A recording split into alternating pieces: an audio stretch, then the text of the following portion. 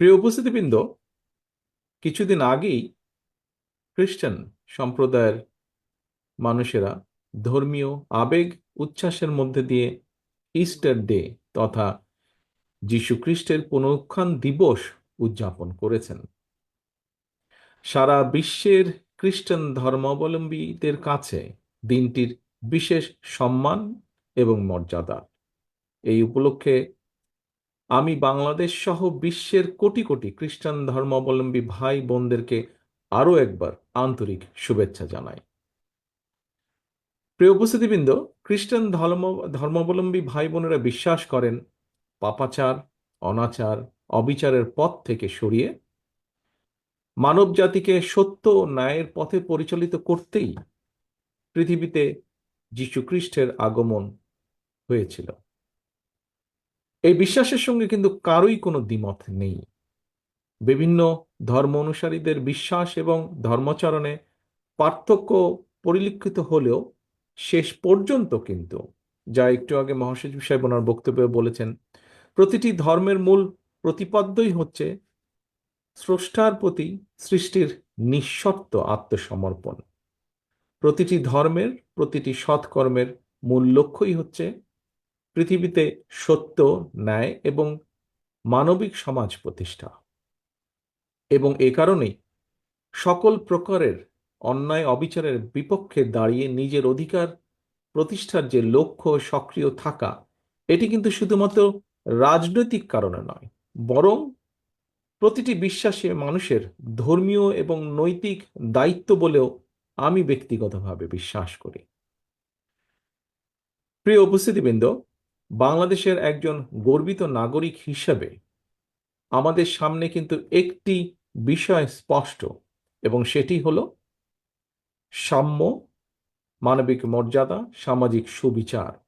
বাংলাদেশের মহান মুক্তিযুদ্ধের এই মূল মন্ত্রে কিন্তু প্রতিটি ধর্মের মর্মবাণীর প্রতিফলন ঘটেছে।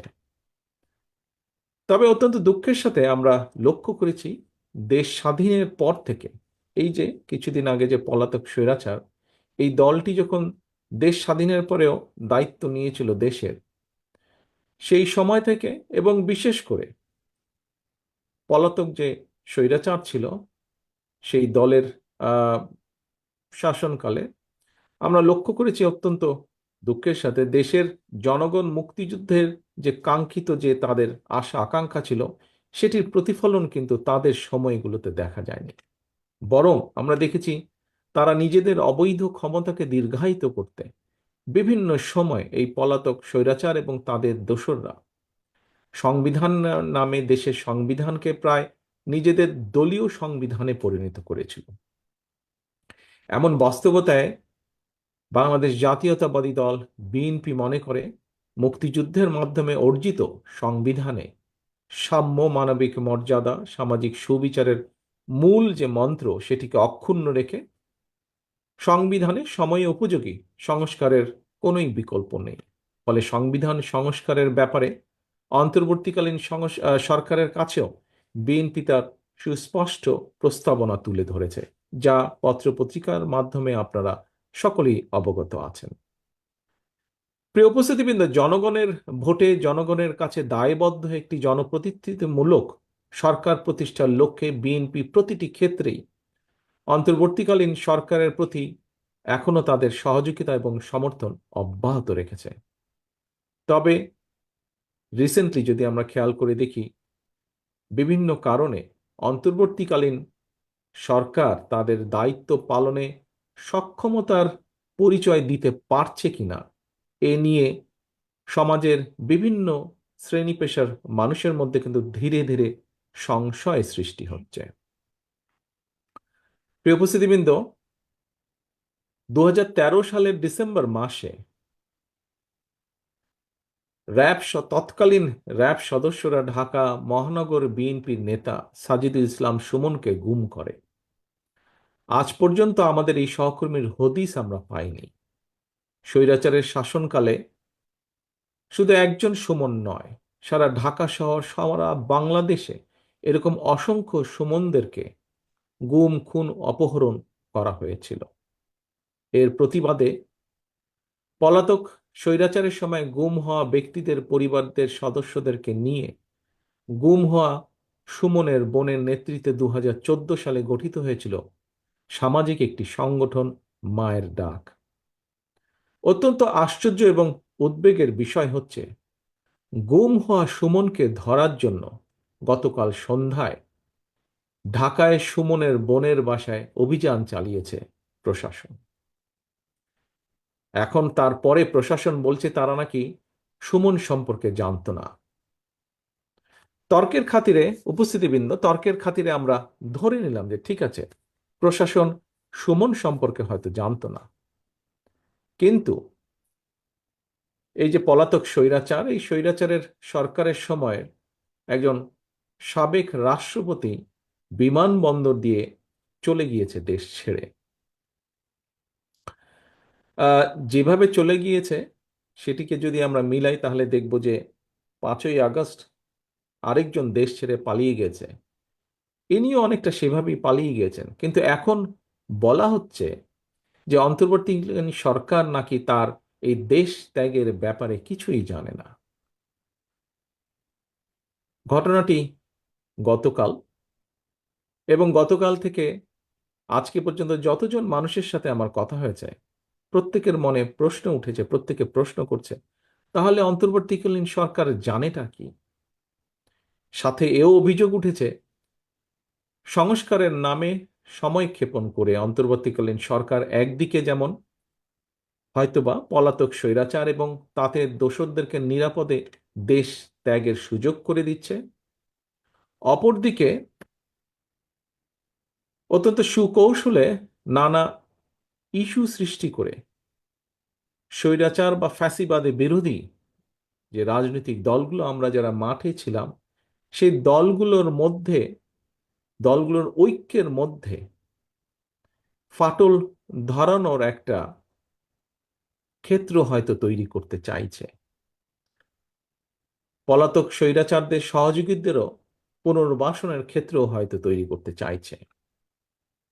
প্রিয় উপস্থিতিবৃন্দ, এই বিষয়গুলো ঘুরে ফিরে মানুষের মনে প্রশ্ন তৈরি করছে।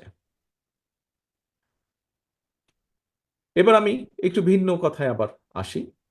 একটি রাষ্ট্রে সংখ্যা গরু কিংবা সংখ্যা লঘু জনগোষ্ঠীর সদস্য হওয়া না হওয়ার উপর দেশের নাগরিকদের নিরাপত্তা কিন্তু নির্ভর করে না, যে কথাটি আরো বিভিন্ন বক্তার বক্তব্যে উঠে এসেছে। আমরা যদি পেছনের দিকে দেখি দেখব পলাতক স্বৈরাচারের সময়ও কিন্তু বর্বর যে বন্দিশালা, আয়নাঘর, অন্ধকার প্রকোষ্ঠ, বছরের পর বছর সেখানে বিনা বিচারে বন্দী মানুষেরাই কিন্তু এর সবচেয়ে বড় উদাহরণ। দেশে গণতন্ত্র এবং আইনের শাসন না থাকলে কথিত সংখ্যাগরু কিংবা সংখ্যালঘু অর্থাৎ আপনি কিংবা আমরা কেউই কিন্তু নিরাপদ নই। এমনকি ক্ষেত্র বিশেষে দেশের স্বাধীনতা, সার্বভৌমত্ব নিরাপদ নয়। রাষ্ট্রে যদি গণতন্ত্র এবং আইনের শাসনই না, একমাত্র রাষ্ট্রে গণতন্ত্র এবং আইনের শাসনই নিশ্চয়তা দিতে পারে নাগরিকদের নিরাপত্তা। দেশে গণতন্ত্র এবং আইনের শাসন নিশ্চিত করার অন্যতম পূর্ব শর্ত হচ্ছে জনগণের সরাসরি ভোটে নির্বাচিত, জনগণের কাছে জবাবদিহিমূলক সংসদ এবং সরকার প্রতিষ্ঠা। নির্বাচিত সরকারকে জনগণের প্রতি মুখাপেক্ষী করে দেওয়া গেলে দেশে গণতন্ত্র এবং আইনের শাসন টেকসই হয়ে ওঠে, যা গণতান্ত্রিক দেশগুলো যার সবচেয়ে বড় উদাহরণ। সরকারকে জনগণের কাছে মুখাপেক্ষী এবং দায়বদ্ধ না করে উল্টো নাগরিকদের নিরাপত্তার জন্য এক ধর্মের মানুষকে যদি অন্য ধর্মের মানুষের মুখাপেক্ষী করে দেওয়া হয়, এতে বরং রাষ্ট্র এবং সরকারের অসহায়ত্ব ও গণতান্ত্রিক চেহারাই কিন্তু ফুটে ওঠে। প্রিয় ভাই বোনেরা, আমি প্রায়শই আমার আলোচনায় একটি কথা বলে থাকি, সেটি হলো সংখ্যা লঘু কিংবা সংখ্যা গুরু এইগুলো হচ্ছে একটি রাষ্ট্রে ধর্ম বর্ণ পরিচয়ের ভিত্তিতে নাগরিকদের বৈশিষ্ট্য বা সংখ্যা নির্ণয়ের জন্য একটি শব্দ মাত্র। খ্রিস্টান ধর্মে বিশ্বাসী আপনি কিংবা আপনারা যারা বাংলাদেশে অবস্থান করছেন, ধর্মীয় ভিত্তিতে, বিশ্বাসের ভিত্তিতে পরিসংখ্যানে আপনি এখন সংখ্যালঘু জনগোষ্ঠীর সদস্য। একইভাবে আমি এই মুহূর্তে ইংল্যান্ডে, এখানে আমি সংখ্যালঘু জনগোষ্ঠীর সদস্য। আপনি এখন ইংল্যান্ডে আসলে কিংবা আমি বাংলাদেশে ফিরে গেলে সংখ্যালঘু কিংবা সংখ্যালঘু গরু, এই হিসাবটিও কিন্তু সঙ্গে সঙ্গে পাল্টে যাবে।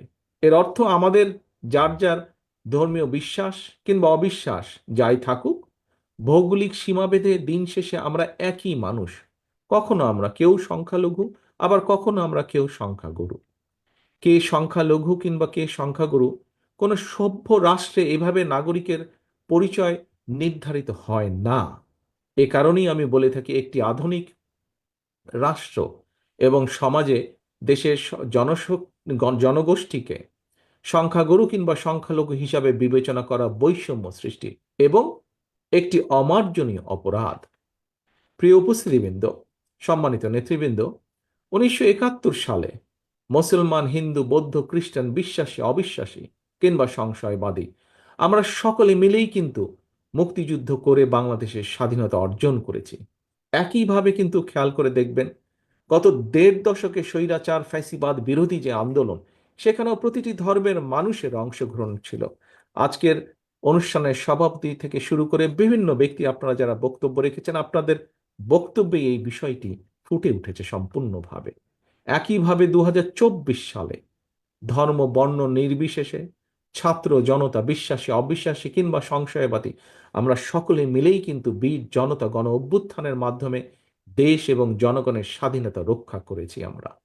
সুতরাং এই দেশটা কোনো ব্যক্তি কিংবা দলের নয়, এই দেশটা আমার, আপনার, আমাদের সকলের।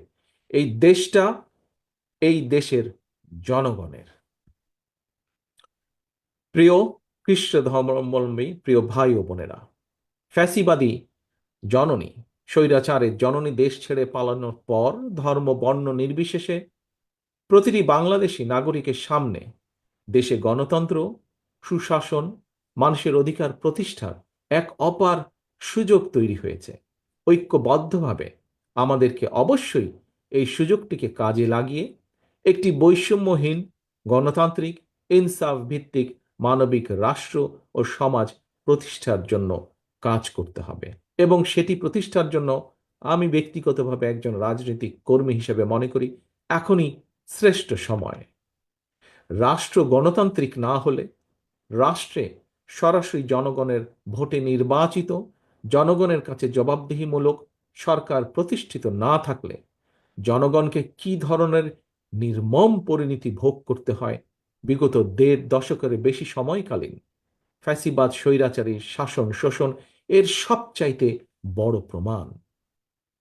প্রিয় উপস্থিতিবৃন্দ, মঞ্চে উপস্থিত সম্মানিত রাজনৈতিক এবং ধর্মীয় নেতৃবৃন্দ, সুতরাং ভবিষ্যতে আর কোনো ষড়যন্ত্র যাতে বাংলাদেশকে গণতান্ত্রিক যাত্রা পথ থেকে বিচ্যুত করতে না পারে, সেজন্য আসুন আমরা যে যার অবস্থান থেকে ভূমিকা রাখি। এই ভূমিকা রাখার জন্য আপনাদের উপস্থিত প্রতিটি মানুষকে, যারা আমার সামনে আজকে উপস্থিত আছেন অথবা অনলাইনের মাধ্যমে যারা সংযুক্ত আছেন, প্রতিটি মানুষকে আমি আহ্বান করব, অনুরোধ রাখব। প্রিয় ভাই বোনেরা, আপনারা ইতিমধ্যেই জেনেছেন, মহাসচিব সাহেবও ওনার বক্তব্যে উল্লেখ করেছেন, গতকাল বৃহস্পতিবার রোমান ক্যাথলিকদের প্রধান ধর্মীয় গুরু নির্বাচিত হয়েছেন লিও চতুর্দশ। আজকের এই অনুষ্ঠান থেকে নবনির্বাচিত পোপকে আমরা আন্তরিক অভিনন্দন জানাই। আসুন আমরা আসুন আমরা সকলে প্রত্যাশা করি, আশা করি, যুদ্ধ এবং ঝঞ্ঝা বিক্ষিপ্ত এই বিশ্বে তিনি জনগণের মধ্যে শান্তি ও স্বস্তির বার্তা ছড়িয়ে দিবেন। আপনাদের আজ এবং আগামী হোক আরো সুন্দর এবং নিরাপদ, এই প্রত্যাশা রেখে আমার বক্তব্য শেষ করে আপনাদের কাছে বিদায় নিচ্ছি। আল্লাহ হাফেজ। বাংলাদেশ জিন্দাবাদ। বাংলাদেশ জাতীয়তাবাদী দল জিন্দাবাদ।